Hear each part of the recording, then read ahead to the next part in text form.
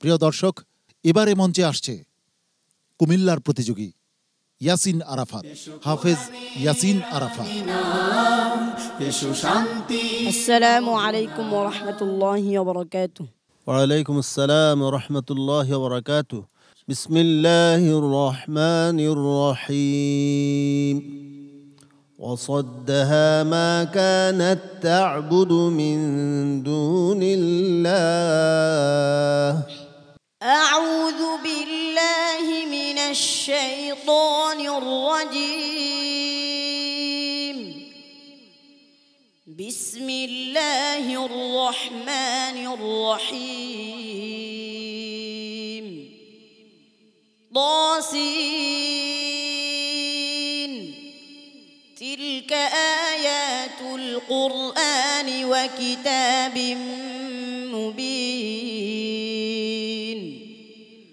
هدى وبشرى للمؤمنين الذين يقيمون الصلاة ويؤتون الزكاة وهم بالآخرة هم يوقنون. إن الذين لا يؤمنون بالآخرة زينا لهم أعمالهم فهم يعمهون. أولئك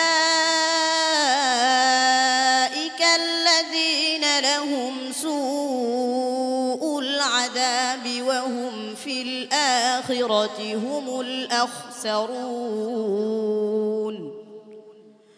وإنك لتلقى القرآن من لدن حكيم عليم. إذ قال موسى لأهله إني آنست نارا سآتيكم منها بخبر أو آتيكم بشهاب قبس لعلكم تصطلون. فلما جاءها نودي أن بورك من في النار ومن حولها وسبحان الله رب العالمين. يا موسى إنه أنا الله العزيز الحكيم. وألق عصاك فلما رآها تهتز كأنها جان ولا مدبرا ولم يعقب.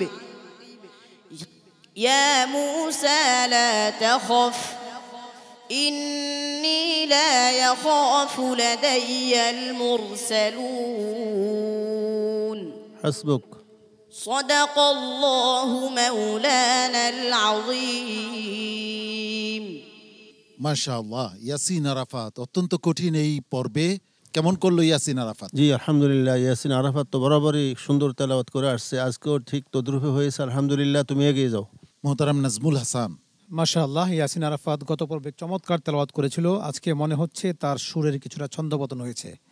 তো এটা একটু লক্ষ্য রাখতে হবে, পুরোপুরি সুরটাকে ধরার চেষ্টা করতে হবে। তোমার কিছুটা এলোমেলো ছিল সুরের মধ্যে, তারপর শেষ দিকে এসে তুমি একটু মনে হচ্ছে একটু দোহরাইছো, এটা ঠিক করে নিবা। ঠিক আছে, তুমি আরো ভালো করো, তোমার জন্য আমি দোয়া করি। মোহতারাম আবু ইউসুফ। ইয়াসিনের জন্য আমার একই পরামর্শ থাকবে। আমরা জাস্ট গত পর্বের চেয়ে এই পর্বে মজাটা একটু কম পেয়েছি। আলহামদুলিল্লাহ, সবকিছু মিলিয়ে তেলাওয়াত তোমার ভালো, যেহেতু তুমি শক্ত একজন প্রতিযোগী।